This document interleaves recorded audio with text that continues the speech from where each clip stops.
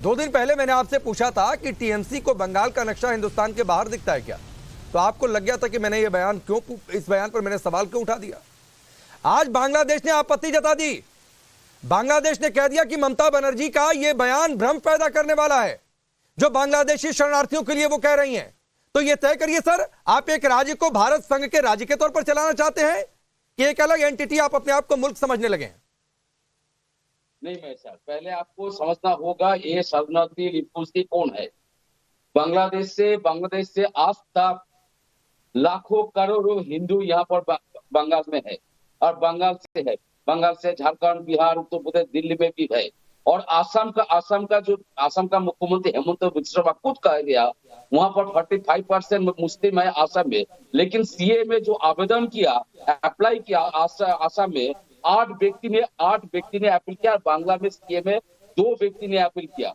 लेकिन बंगाल में सिर्फ मुस्लिम लोग आते हैं, बांग्लादेश से नहीं है, हिंदू भी हिंदू शरणार्थी भी है। जो लोग आप हिंदू शरणार्थी कह रहे हैं और मुस्लिम को आप लोग अनुप्रवेशकारी कह रहे हैं, ये तो बिल्कुल गलत। अरे बादल देवनाथ जी, मैं अभी ना तो सुनिए ना सर, मैं सीए पर थोड़े नहीं मैंने आपसे सवाल पूछा। निखिल भाई आऊंगा, मैंने आपसे सीए पर सवाल थोड़े नहीं पूछा। मैंने पूछा कि बांग्लादेश ने जो आपत्ति जताई है शरणार्थियों पर कि दरवाजा खोल देंगे, हम तैयार हैं शरण देने के लिए, ये एक राज्य सरकार का काम है शरणार्थी पर फैसला लेना। ये तय करिए ना पहले कि आप भारत संघ में एक राज्य के तौर पर चलना चाहते हैं, शासन चलाना चाहते हैं कि एक अलग एंटिटी एक मुल्क के तौर पर चलाना चाहते हैं। आपने ममता दीदी का वक्तव्य ठीक से सुना नहीं है और रविशंकर जी को बात छोड़ दिए जिसका। अरे बादल देवनाथ जी, मैं ममता बनर्जी के बयान या फिर रविशंकर प्रसाद के बयान की चर्चा नहीं कर रहा हूं। सुनिए, मैं बांग्लादेश के विदेश मंत्री ने जो कहा है, जो चिट्ठी लिखी है भारत सरकार को, जो नोट भेजा है, मैं उसकी चर्चा कर रहा हूं, उस पर आपसे जवाब चाह रहा हूं। मैं समझना चाहिए क्योंकि सिर्फ हिंदू मुसलमान का बात नहीं है, बात ये है बंगाल में शांति से रहना। आपको ये समझता है बंगाल में 3.5 करोड़। एक मिनट बादल देवनाथ जी, आप शायद समझ नहीं रहे। अरे सुनिए भाई बादल देवनाथ जी, अरे सुनिए ना सर, सुनिए आधा मिनट मुझे सुनिए, फिर आप बोलिएगा। आधा मिनट मुझे सुनिए। मैं समझ गया। नहीं समझे सर, नहीं समझे। ममता बनर्जी के बयान का बांग्लादेश ने विरोध किया है, बांग्लादेश के विदेश सचिव ने उनके बयान पर नाराजगी जताई है, ममता बनर्जी के बयान को भ्रमित करने वाला बताया है, भारत सरकार को नोट लिखा है। इस पर जवाब दीजिए।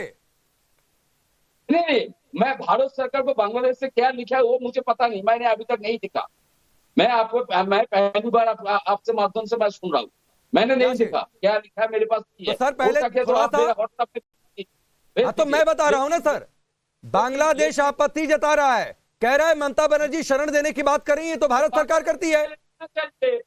पहले बांग्लादेश को रुकना चाहिए, सिक्योरिटी को अलर्ट करना चाहिए, मीडिया छोड़ के कहीं बांग्लादेश से बाहर। नहीं, फिर आप गोल गोल जलेबी बनाने लगे। निखिल एक रिप्लाई, फिर मैं आगे बढ़ता हूं। निखिल, मैं ऐसा मानता हूं कि जो एक राज्य के मुख्यमंत्री द्वारा ऐसा कहना जो संवैधानिक मर्यादाएं हैं उसको तार कर रहा है। मुख्यमंत्री महोदया से मैं पूछना चाहूंगा, किन रिफ्यूजीज की बात कर रही हैं आप? किन लोगों की तरफ आपका इशारा है? जो भारत सरकार के अधीन विदेश मंत्रालय जिस मैटर को डील करता है उसको सरपास करके आपने डायरेक्ट जो है सो बांग्लादेश में जो भी रिफ्यूजी है, जैसे लोग हैं, उनको वापस बुलाने की दिशा में आपने कई मर्यादाओं को ध्वस्त किया है। पहली बात तो आपने विदेश मंत्रालय के केंद्र सरकार के अधिकार पर अतिक्रमण किया है। दूसरी बात, संवैधानिक मर्यादाओं को आपने तोड़ा है।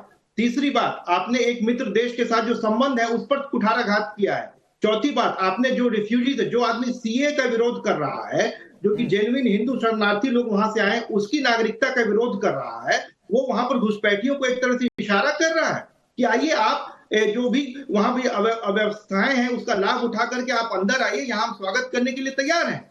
यहाँ देखिए आए दिन 2-2 हजार किलोमीटर जो नदी वाला रास्ता, उसे आए दिन यहाँ घुसपैठिए आते रहते हैं। जितने भी बॉर्डर के इलाके 7-8 जिले हैं वहां नदी के मार्ग से उन लोगों का मनोबल ऊंचा करने वाली बात है।